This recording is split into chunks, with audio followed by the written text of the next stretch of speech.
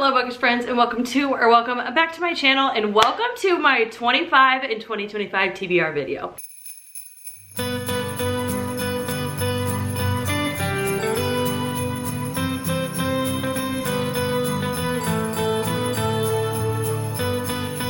I literally cannot believe we're already talking about 2025. It is relatively early in the month of December, but I am going away for New Year's Eve, and I want to get this video up for you guys while I'm away on my trip. And I already have my 25 in 2025 TBR ready to go for next year, so I figured, why not do it a little bit early? Books aren't gonna change, so we're just gonna talk about it. In terms of a yearly TBR, in 2024, I didn't do too great when it comes to reading my entire 24 and 2024 TBR that I set. That is simply because I kind of just like decided to do this kind of TBR last second and literally just went through my reading room and just chose books that just popped out to me. This year, I put a little more thought and effort into it and went through every single book I own and said, okay, how long have I had that?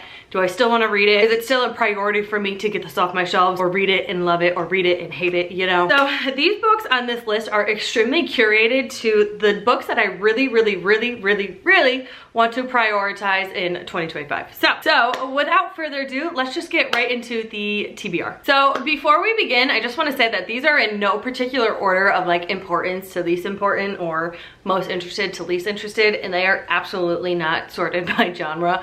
I did my 25 and 2025 journal spread, so we're just gonna go in the order that I decided to randomly place these books. I don't know if this video is going up before the 2025 bullet journal flip through, so make sure you're subscribed so you don't miss the video of me flipping through and talking in great detail about my 2025 bullet journal, so make sure you're subscribed. Okay, I'm gonna not tell you the entire synopsis of each of these books because that would just take way too long, and we all know I love to yap and gabber on about nothing really. So we're gonna go over these very briefly. If you want to know what any of these are about, just go to Goodreads. It'll do a much better job at telling you what they're about than I will. So the first book I have here is The God of the Woods by Liz Moore. I have wanted to read this so bad in 2024, but just never had the chance to and never really had the time to because this is a thick book. This is like a literary fiction leaning thriller. I don't really know what it's about. I'm pretty sure it's about like, here I am saying I'm not gonna tell you the synopsis. It says, when a teenager vanishes from her Adirondack summer camp, two worlds collide. I don't know what this is really about, but that just sounds amazing and everybody loves this book. And obviously I have the book of the month version, which took me forever to get from book of the month. So very excited for this one. I'm gonna say that after every freaking book, I just know it. Next we have Home Before Dark by Riley Sager. I have read pretty much all of Riley Sager's book. I think I have this and one more to read before I have read every single book he's ever written. He is an auto-buy author for me. I absolutely love most of his books. The only book I didn't love was the, I wanna say it was Lock Every Door. I kind of was just like, that was a little weird. But every other book has been at least a 4-star for me. I absolutely love him. And this one says, bells that ring themselves, record players that turn on and play music to empty rooms, ghosts that climb out of wardrobes. He always writes like paranormal-ish leaning thriller mystery horrors. I don't really know how to describe his writing. It's just fantastic. And I want to read all of his books by the end of 2025, hopefully. Next, we have Spark of the Everflame by Penn Cole. This is obviously the traditionally published version of this. I love this cover. This is obviously just a romantasy. Everybody has been raving about this. Want to know what the hype is about? It says, when old secrets catch fire, everything will burn. And this is, I think, a 5-book series. Correct me if I'm wrong in the comments, but I need to know what the hype is about with this one. Next, we have a romance by one of my favorite human beings ever. We have The Cost of Forgetting You by Hannah Bird. She is the sweetest human being ever, and I bought this. I pre-ordered this because it's a signed copy. I don't know if you're gonna be able to see it. It's signed and it comes with some risque art because she said this is a spicier book, but this is her longest book she's ever written, and I think it's like almost 500 pages. One thing to know about the romances that Hannah Bird writes is that your heart is going to be ripped to shreds, but you always get your happy ending in a way towards the end, so I can't wait to read this. I do have one more book of hers that I was supposed to read in 2024, epically failed at, so my goal is to read this one and her other one in one vlog, and obviously vlog the experience. But I don't know if I want to cry that much on camera. Next, we have Book Lovers by Emily Henry. Yes, I have not read this. I don't think I'm gonna like this if I'm being completely honest. I just feel like her old books, people don't typically tend to love as much as her new books. And I just read her new release, Funny Story. I didn't just read it, and it's not a brand new release, but I read Funny Story this year and didn't love it. So I'm kind of going into this with a bad taste in my mouth, but she does have a new release coming in 2025, which I will definitely be picking up and reading, so we'll give this a try. Next, I have Honey by Isabel Banta. I was actually very kindly gifted an early copy of this and just never read it last year. Oh, matches my outfit, how cute. This is a addictive coming of age story that follows the rise of pop star Amber Young as she navigates fame and self-discovery in the late 90s and early 2000s. That just sounds amazing, and I've heard nothing but great things about this and just didn't have the time in 2024, so we are going to make the time in 2025. Next, I have Shark Heart by Emily Hobeck. I'm not even gonna try it. Emily, that author. This is a gorgeous debut novel of marriage, motherhood, metamorphosis, and letting go. This intergenerational love story begins with newlyweds Ren and her husband Lewis, a man who over the course of 9 months transforms into a great white shark. This has like, I don't know if you can see, but it has like short pages, and like this page right here literally has a sentence. And I've heard that this is amazing, but like really sad, but also really good because it's all about grieving and loss. I have been dying to read this, and I feel like it's gonna go really quick with just how the book is set up itself, but I'm scared for this one because I don't like crying. The next book we have is Onyx Storm by Miss Rebecca Yarros. This is the third book in the Empyrean series, which is the third book to Fourth Wing. We all know what this is about. It's about dragon riders. It's a romance fantasy. I'm a little nervous about this one. I don't know how long it is. I'm sure it's like 500-ish pages. But obviously loved Fourth Wing, gave it 5 stars. Didn't really like Iron Flame. I'm pretty sure I gave it 3 stars, and I was like, the whole book, I don't know. I'm not even gonna tell you my thoughts about Iron Flame. I don't think it was great, but obviously I'm gonna continue on with the series because I'm fully invested in what happens.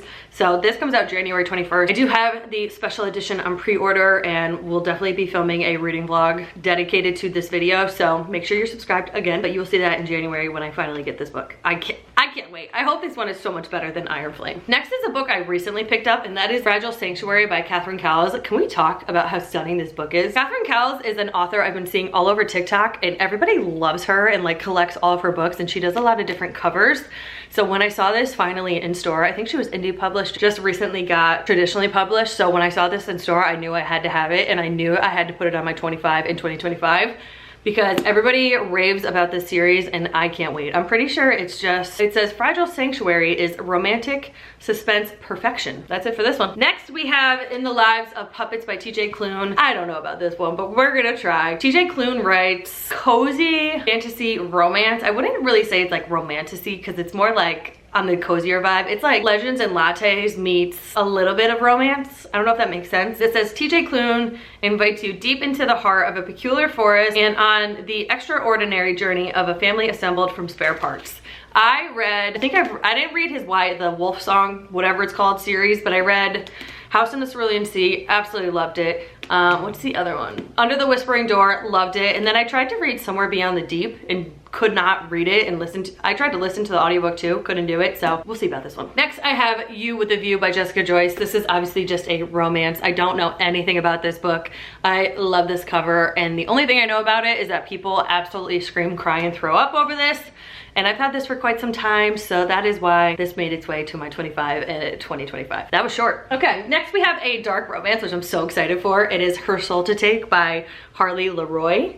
I have no idea if I'm saying that right. I'm very sorry if I'm not. This says, a college student has unleashed an irresistible darkness, a soul-hungry demon who might be her only chance at survival in this dark romance series by TikTok sensation. That sounds amazing. It's a thicker book, but it is 3 books at this point, and I'm so excited for this. I have gotten into my dark romance era thanks to Helen Hart in the Steel Brothers series, so very excited for this one. I also love these covers. Okay, we're moving along good. Next, I have Encantra by Kaylee Smith. This is the second book to Phantasma, which I have mixed feelings about Phantasma, but I liked it enough to continue on with the series. And now we're getting, I don't even know the sister's name, but we're getting the sister story, and that is Encantra. I think this comes out in April. I will definitely be picking it up and reading it ASAP. Next, we have one that I literally cannot wait, but I think I want to finish his other series before I get into this one. I don't know, we'll see. That is We Solve Murders by Richard Osman. I don't think it's a series. I could be wrong about that, but this is his newest release. And it says, solving murders is a family business, and I'm pretty sure it's about this guy who's retired, but his daughter-in-law works in private security, and they try to solve some sort of crime. If you know anything about Richard Osman, he writes the best cozy thrillers, mystery thrillers, and I want to try to finish the Thursday Murder Club before I read this, so this might be one that we get to later in 2025, so I can finish off the last 2 books in the Thursday Murder Club series.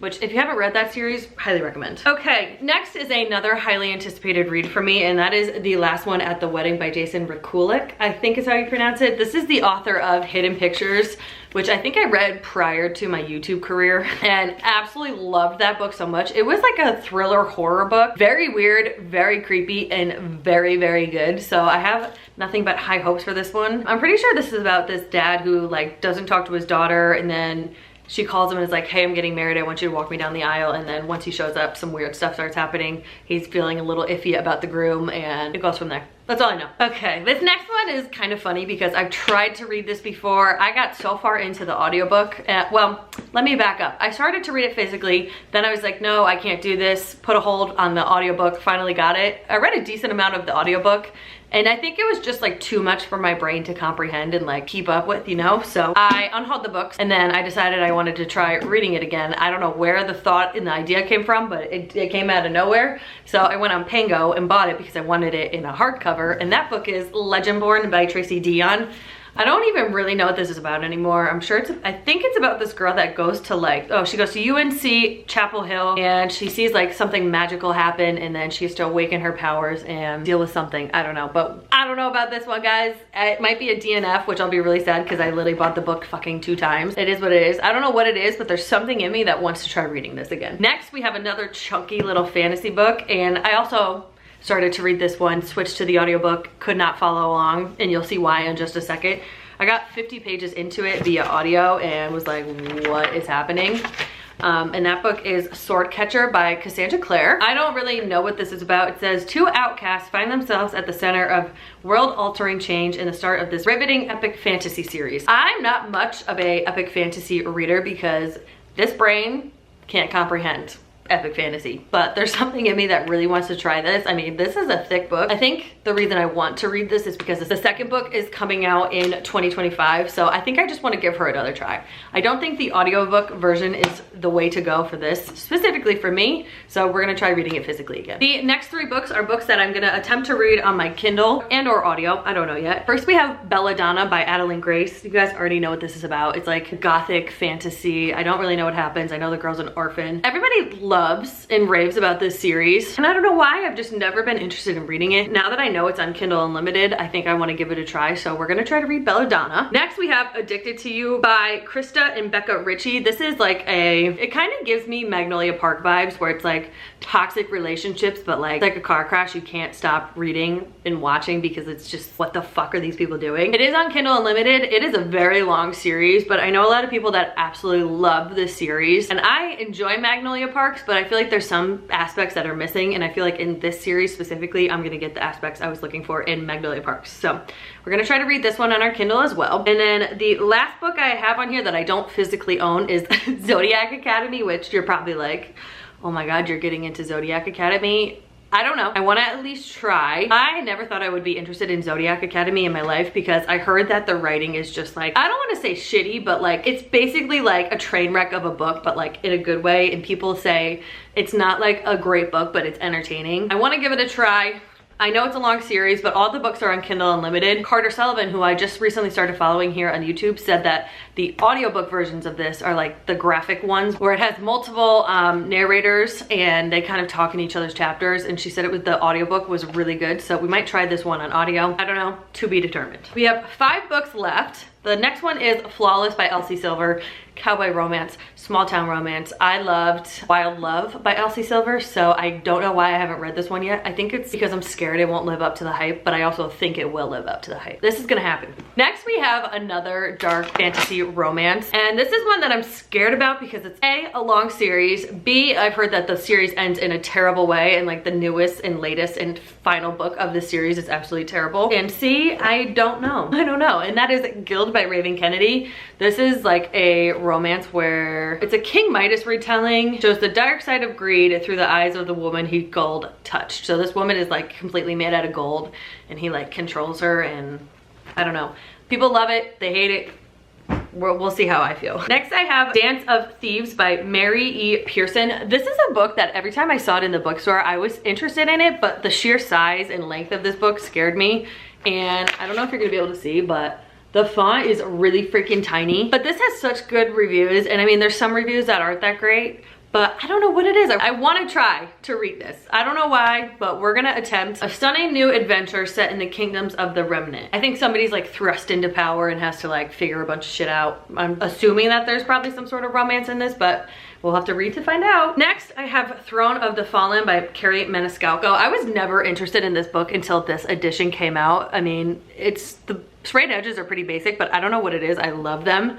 I have tried the Kingdom of the Wicked series when I first got into reading, but I didn't love fantasy back then. So I want to try giving this author another try, and people love this series. It says, a dark prince battling an impossible curse, a mysterious artist with secrets of her own, one last chance to be set free. That's all I'm gonna read. That's all I'm gonna know going into it, because sometimes I like to go into books like this completely blind. So we have this one. I saved the best for last because I can't wait to read this book, and I legitimately cannot believe I have not read it yet, because the first book was an unexpected 5-star for me, and that is Wild Eyes by Elsie Silver. I read Wild Love in, I don't even know what month of 2024, but it was such an unexpected 5-star for me. I freaking loved that book. It was probably one of my favorite books I read of all time, and it's like, I think they're billionaire small town single dad romances, and this says, a rugged mountain town seemed like the perfect escape from a life in shambles, but one day she ran full tilt into the world's hottest single dad, and now all of her plans are ruined. I don't do the whole fictional boyfriend thing, but Ford Grant in Wild Love was the definition of my perfect man. I don't know what it was about him, but I fucking loved him, and I was like, if I could date any fictional man, it would be Ford Grant. I don't know what it was, but I can't wait to read this. I cannot believe I have not read it yet. I've had this since it came out. I'm pretty sure it came out in September, and I went and got it on release day. So I don't know what's going on and why I haven't read it yet. I think I'm scared that it won't live up to the expectations in my head. It will probably meet those expectations because it's Elsie Silver. The third book comes out in March, so I gotta read this in January, February to be able to catch up, but we'll see about that. I don't know. And that is it, you guys. Those are the 25 books I want to read in 2025. It is quite the list. I don't think I've ever been so excited about a stack of 25 books as I am about these ones, because these are all books that I truly, deeply, and honestly want to read in the year of 2025. If it were up to me, I would read them all in the first month of 2025, but that's obviously just not realistic. Your girl can't read 25 books in 1 month. I mean, I could, but I wouldn't be able to work or really do anything else. So that is it for this video. Let me know what's on your 25 and 2025 TBR. Make sure you are subscribed to my channel and you hit the notification bell so you are notified every time I upload a video, and I will see you in my next one. Bye.